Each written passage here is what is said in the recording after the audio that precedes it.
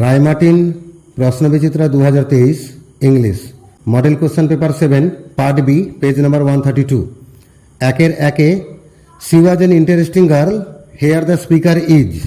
মেয়েটা খুব আকর্ষণীয় ছিল, এই কথাটা কে বলছেন? উত্তর হবে দ্য ন্যারেটর। একের দুই Kalam's father answered his question in a dash voice. কালামের বাবা যে উত্তরগুলো বলছিলেন সেটা কী রকম ভাষায়? আমরা উত্তরে বলবো লো ডিপ ভয়েস, অপশন সি। একের তিনে after getting to her door Mrs beds first entered. দরজার কাছে পৌঁছে মিসেস বেডস প্রথমে কোথায় ঢুকেছিলেন? উত্তর হবে হল, অপশন ডি। একের চারে the tsar bandage the wound of the man with. রাজা ওই লোকটার ক্ষতস্থানটাকে বেঁধেছিলেন কি দিয়ে? উত্তর হবে option A his handkerchief and the hermit's towel. দুইয়ের একে what was the pretence that the narrator made facing the open window. লেখক ওই খোলা জানালায় মুখোমুখি হয়ে তিনি কি অভিনয় করছিলেন? আমরা উত্তর লিখব the narrator made a pretence of studying the landscape. দুইয়ের দুই shoes come by devilish like that will burn your feet. এরকম চুরি করে জুতো এনে পরলে সে জুতো তোমার পায়ে ফসকা দেবে।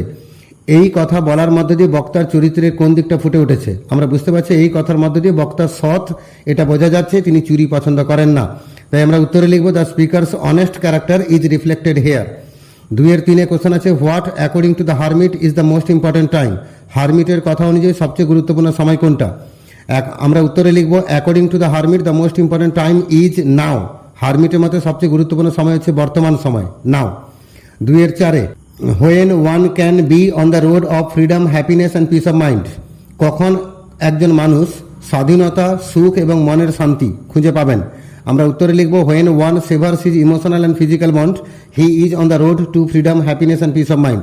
কোনো একজন মানুষকে স্বাধীনতা, সুখ এবং মনের শান্তি পেতে গেলে তাকে ইমোশনাল বন্ড এবং ফিজিক্যাল বন্ড ছাড়তে হবে।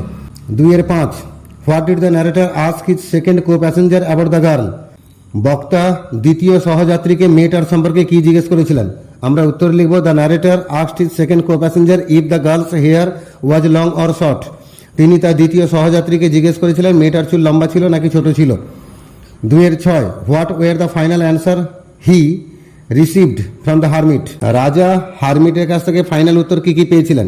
আমরা উত্তরে লিখব finally the hermit answer that the most important time is now, the most important person is he with whom we are, and the most important job is to do something good for others.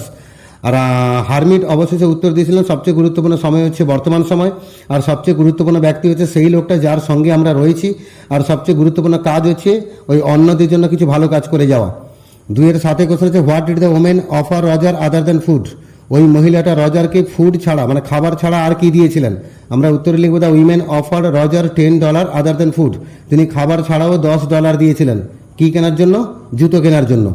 দুইয়ের আটে why did the people carry home the water sanctified by APJ Abdul Kalam's father. কালামের বাবার দ্বারা পবিত্র করে দেওয়া জল লোকেরা বাড়ি নিয়ে যেত কি জন্য? আমরা উত্তরে লিখব they carried the sanctified water home for ইনভ্যালিডস।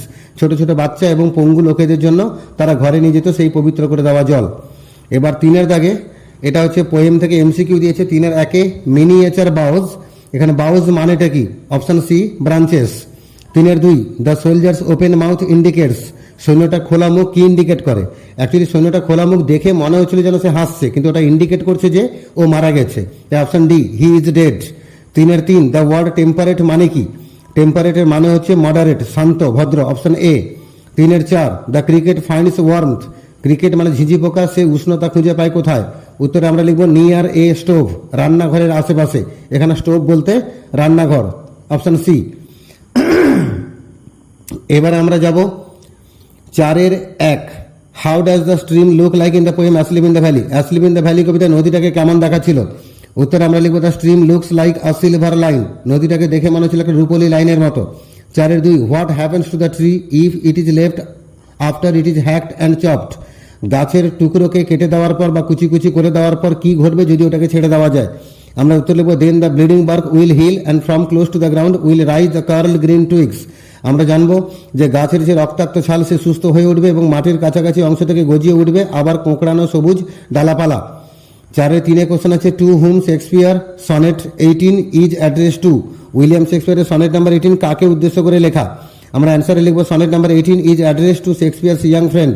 Sonnet number 18 William শেক্সপিয়ারের যে ইয়াং ফ্রেন্ড রয়েছে সেই বন্ধুটাকে উদ্দেশ্য করে লেখা। চারের চারে কোশ্চেন আছে a voice will run, why does the voice run, একটা ভয়েস ছুটে বেড়াবে, ওই আওয়াজটা কেন ছুটে বেড়াবে? আমরা উত্তর লিখব the grasshopper's voice runs as he himself runs from hedge to hedge and in the new mown meadows. ওই গ্রাসহপারের আওয়াজটা ছুটে বেড়ায় যেহেতু সে নিজেই ছুটে বেড়ায় এক ঝোপ থেকে অন্য ঝোপে এবং নতুন বানানো তৃণভূমিগুলোতে। চারের পাঁচে কোশ্চেন দিচ্ছে what are the sun rays compared with অ্যাসলিম in the valley. আমরা অ্যাসলিম ইন দ্য ভ্যালি কবিতা দেখেছি সূর্যের রশ্মিকে কার সঙ্গে তুলনা করা হয়েছে? উত্তরে আমরা লিখব the sun's rays are compared to the stream, সূর্যের রশ্মিকে নদীর সঙ্গে তুলনা করা হয়েছে। চারের ছয়ে question which season does the grasshopper celebrate. Grasshopper মানে ঘাস ফড়িং, সে সেলিব্রেট করছে কোন ঋতুটাকে? আমরা উত্তরে লিখব দ্য গ্রাসহপার সেলিব্রেটস সামার, গরমকালকে সেলিব্রেট করছে। চারের সাথে how does the bleeding bark will heal itself, গাছের যে রক্তাক্ত ছাল সেটা সুস্থ হয়ে উঠবে কিভাবে?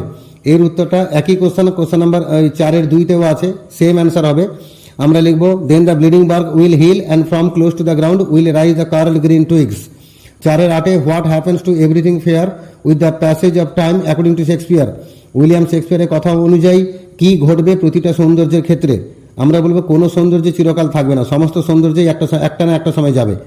Every fair from fair sometime declines, প্রতিটা সৌন্দর্য সুন্দর বস্তু থেকে একটা না একটা সময় যাবে। আইদার বাই চান্স, হয় হঠাৎ করে যাবে, or by nature changing course, অথবা প্রকৃতির পরিবর্তনের নিয়মে যাবে। এবার পাঁচের দাগে প্রপোজাল থেকে এমসিকিউ দেওয়া আছে। পাঁচের একে in his soliloquy Lomov says that he jumps up like a dash. Lomov একা একা কথা বলতে বলতে বলছিল সে যে লাফিয়ে ওঠে ঘুম থেকে, কার মতো? উত্তর হবে লুনেটিক, মানে পাগলের মতো, অপশন ডি। পাঁচের দুই the play the proposal is set in. Proposal এই নাটকটা সম্পন্ন হচ্ছে কোথায়? আমরা উত্তর লিখব চিবুকভস কান্ট্রি হাউস, চিবুকভের দেশের বাড়িতে, অপশন সি। পাঁচের তিনে কোশ্চেন আছে when Lomov arrived Chubukov was surprised by his. যখন লোমব এসে পৌঁছালো তখন চিবুকভ কি দেখে অবাক হয়েছিল? উত্তর আমরা বলবো ইভিনিং ড্রেস, অপশন এ। পাঁচের চারে কোশ্চেন আছে the word of Chubukov's endearment as sugar coated explain is his. Actually Chubukov যে বারবার লোমবকে সম্বোধন করেছিল my darling, my precious, my beauty, my angel ইত্যাদি, এই যে এত মধুর ভাষণ, এগুলো অ্যাকচুয়ালি চিবুকভের ক্যারেক্টারে কোন দিকটাকে প্রকাশ করছে? আমরা উত্তরে বলবো ম্যানারিজম, তার যে আচরণবিধি ওটাকে প্রকাশ করছে, চারের বি। এবার এই মডেল নাম্বার 7-এর পার্ট এ চারের দাগে কিছু গ্রামার আছে, পেজ নাম্বার 130, 130 পেজে। আমরা সেই গ্রামারের অ্যান্সারগুলো জেনে নেব। চারের এ একের দাগে forgive me said the bearded man, narration change করতে বলেছে, আমরা অ্যান্সারে বলবো the bearded man requested to forgive him. চারের এ দুইয়ের দাগে she thought me a romantic fool, voice change করতে বলেছে, আমরা অ্যান্সার লিখবো I was thought a romantic fool by her. চারের তিনে বলেছে the soldier was dead he was younger, এটাকে সিম্পল সেন্টেন্স করতে বলেছে, আমরা অ্যান্সারে লিখবো the dead soldier was younger. চারের চার this is not a correct approach, এটাকে অ্যাফার্মেটিভ করতে বলেছে, আমরা অ্যান্সারে লিখবো this is an incorrect approach. চারের পাঁচে question the boy could hear other roomers লাফিং and talking in the large house, ছেলেটা শুনতে পাচ্ছিল অন্যান্য রুমার্সরা হাসছে এবং কথা বলছে সেই বড় বাড়িতে। এই সেন্টেন্সটাকে স্প্লিট আপ করতে বলেছে, আমরা অ্যান্সারে লিখবো বিসাইডস লাফিং other roomers well talking in the large house, মানে হাসাহাসি করার সঙ্গে সঙ্গে ওই আদার্স রুমার্সরা তারা কিন্তু ওই বিল্ডিংয়ে কথাও বলছিল। দ্য বয় কুড হিয়ার ইট, ছেলেটা ওটা শুনতে পাচ্ছিল, এটা সেকেন্ড বাক্য। চারের ছয়ে কোশ্চেন আছে this is the best time, positive degree করলে হবে, no other time is as good as this. এবার চারের বি দাগে 6টা ব্ল্যাঙ্কস আছে, আর্টিকেলস আর প্রিপোজিশন ফিল আপ করতে হবে। আমি অ্যান্সার সহ লাইনগুলো পড়ছি। The hills are covered with wild dahlias, the sun is delicious and at night you can sit in front of a log fire and drink a little brandy. তাই অ্যান্সারগুলো দাঁড়ালো the with, the at, in a. চারের C দাগে common error, মানে একটা word ভুল থাকবে, সেই ভুলটাকে কারেকশন করতে হবে। এখানে ভুল ওয়ার্ডটা হচ্ছে ডিফারেন্স, এটা কারেকশন করলে দাঁড়াবে কারেক্ট ওয়ার্ডটা হবে ডিফারেন্ট। তাই সেন্টেন্সটা দাঁড়াবে all the answers being different the jar agreed with none of them.